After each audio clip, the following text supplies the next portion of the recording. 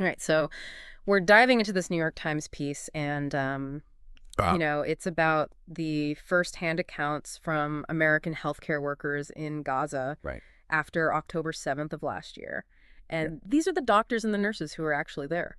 Yeah, these are folks that, Yeah. we're not just dealing with statistics here, right? Yeah. These are real stories from people who are actually on the front lines of this Absolutely. huge humanitarian crisis. And these stories are really, really tough to hear. I Mm. mean, the Times interviewed 57 healthcare workers, Yeah. and this really chilling pattern emerged almost right away. Okay. Children with gunshot wounds. Yeah, and what's really striking is the consistency. I mean, these weren't just like isolated incidents, right? Right. Multiple healthcare professionals from different hospitals with different backgrounds all reported the same thing. Wow.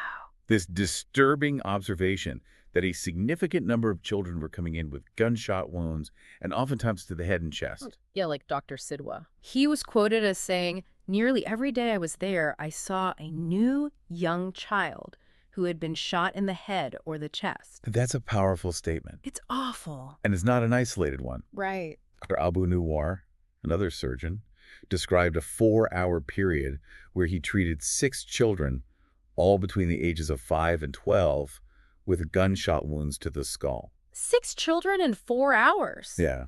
That's unbelievable. And I mean, what could possibly lead to those horrific injuries in such young kids? It's a question that demands attention, right? Because we're not just talking about physical wounds. We're Right. talking about the long-term implications of this, right? Remorse. The psychological trauma, potential disabilities, an entire generation that is going to be marked by this violence. Yeah, and the article talks about the impact on the children. And Yeah. Dr. Galeria, for instance, Uh-huh. talks about treating like 4 or 5 young children, all with single shots to the head. Oh my God. And none of them survived. Wow. It's just awful. It really highlights the vulnerability of children in conflict zones, right? And it underscores the importance of international humanitarian law, Right. particularly the Geneva Conventions, Yeah, which really emphasize the protection of civilians, especially children during war. absolutely. Those conventions exist for a reason. And it's worth noting that according to the article, the Israeli Defense Forces, they didn't respond to the Times' request for comment on these particular allegations. Right. It's important to acknowledge that these are complex situations Right. with multiple perspectives. Sure. But regardless of where you stand politically, the testimonies of these healthcare workers paint a very stark picture of the human cost of this conflict, particularly on the most vulnerable members of society. Yeah, so we're talking about a healthcare crisis on a couple different levels here. Okay. On the one hand, you have the immediate trauma of the conflict itself, these gunshot wounds, these horrific injuries. But then there's this other layer, this broader health crisis that's unfolding in Gaza Yeah. that goes beyond the immediate violence. It's a crisis within a crisis, Yeah. and it's impacting every aspect of life in Gaza. The healthcare workers consistently highlighted 3 major issues: Okay. severe malnutrition, Right. psychological distress, and what they called preventable infections and deaths.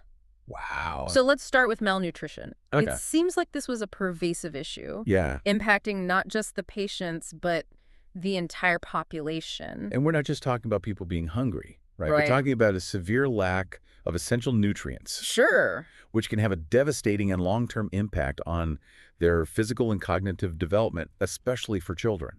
Right. It's not just about feeling hungry. It's about those long-term consequences. Absolutely. The Times quotes one nurse who was actually hesitant to eat or drink in front of the local healthcare workers because the food and water shortages were so severe. Imagine being so desperate for sustenance that you are uncomfortable even taking a sip of water in front of a colleague. Yeah. It speaks volumes about the severity of the situation. Absolutely. And then if malnutrition wasn't bad enough, Right.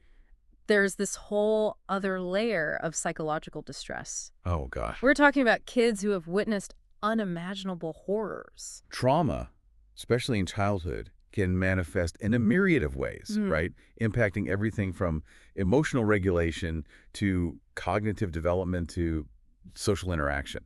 It's just heartbreaking, these stories. Yeah. Dr. Syed, an emergency medicine doctor, described treating a 4-year-old burn victim who was completely withdrawn, just staring off into space, humming a lullaby. That's a classic example of dissociation. Wow.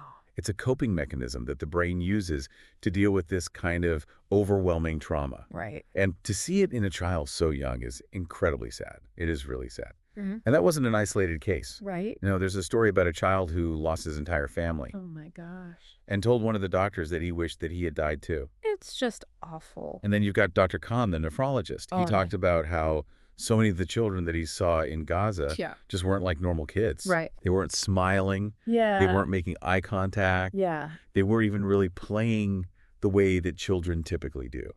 Just like their childhood has Even been sense of joy. stolen. Yeah, their innocence Yeah. has been completely ripped away. And this goes beyond just a sad anecdote. The long-term ramifications of this kind of trauma on child development are significant. Yeah. We're talking about increases in anxiety, depression, Mhm.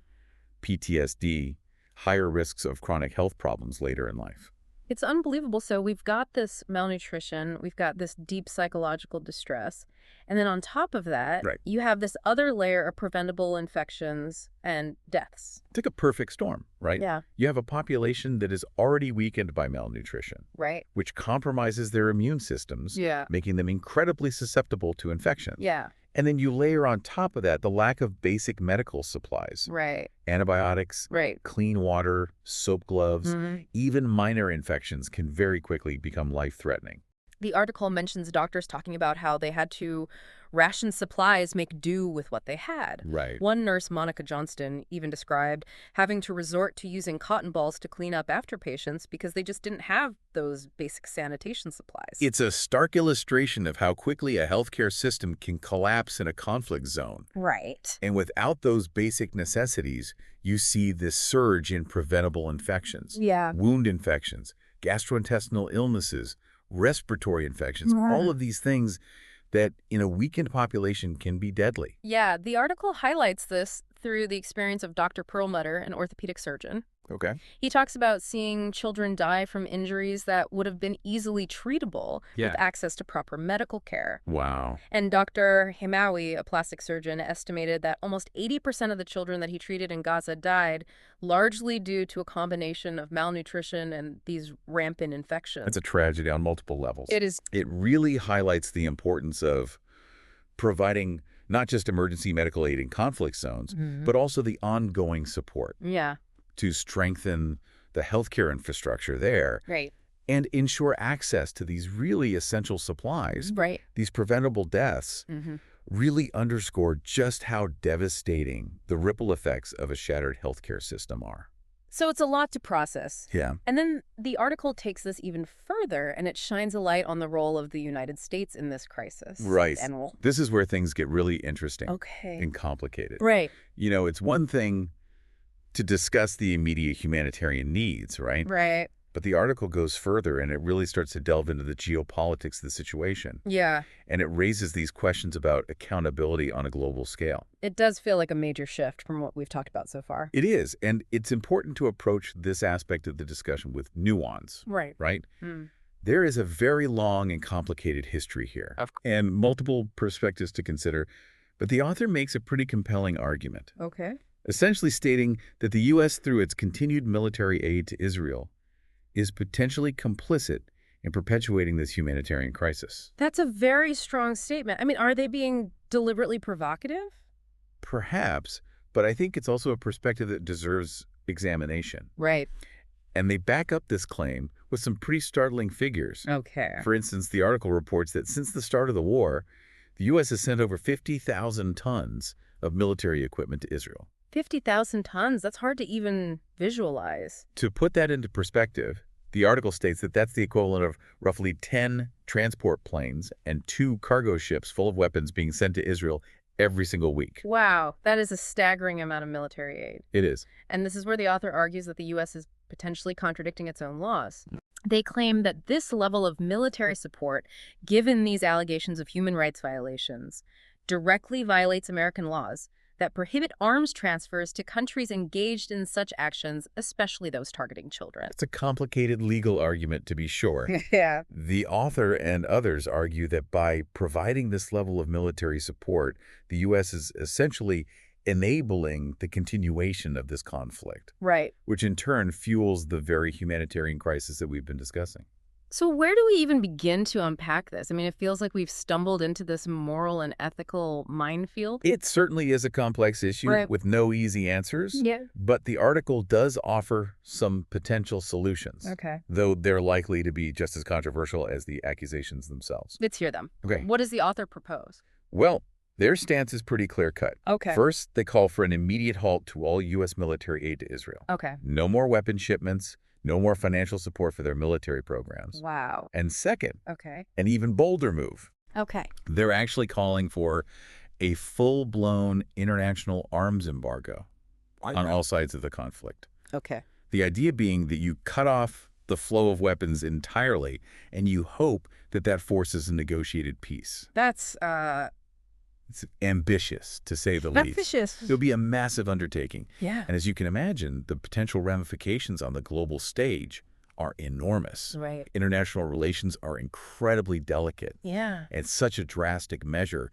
would undoubtedly face some significant opposition and potentially some really unpredictable consequences. Yeah, I can only imagine this whole deep dive has been a lot to process, honestly. It was a lot. We started with these incredibly powerful and honestly heartbreaking firsthand accounts from healthcare workers who witnessed, the brutal realities of this conflict firsthand. Yeah. We heard about the children caught in the crossfire, the ones suffering from malnutrition, Right. from the invisible wounds of trauma, Yeah. from diseases that we know are entirely preventable. All right. With the right resources. Absolutely. And let's not forget about the healthcare workers themselves, right? Right. These are people who are operating in impossible conditions. Yeah. They're stretched thin, lacking basic supplies, and yet they're still fighting tirelessly to save lives. Right. Their stories and their resilience are remarkable. It really puts things in perspective. It's easy to get caught up in the headlines and the political rhetoric that Yeah. surrounds a conflict like this. But these firsthand accounts, Yeah, they remind us of the very real human cost of war. absolutely. And that cost, it's often paid by the most vulnerable among us. That's the crucial takeaway here, right? Yeah. Beyond the politics, beyond the arguments are real people. Right. Individuals, Yeah. families, Yeah. entire communities that are grappling with the consequences of this conflict every single day. The author ends with a call to action, a challenge to us all, really. Yeah. What responsibility, if any, does the U.S. bear for this humanitarian crisis unfolding in Gaza? And what can we as individuals do to support humanitarian efforts to amplify the voices of those who are suffering and to advocate for a more peaceful resolution?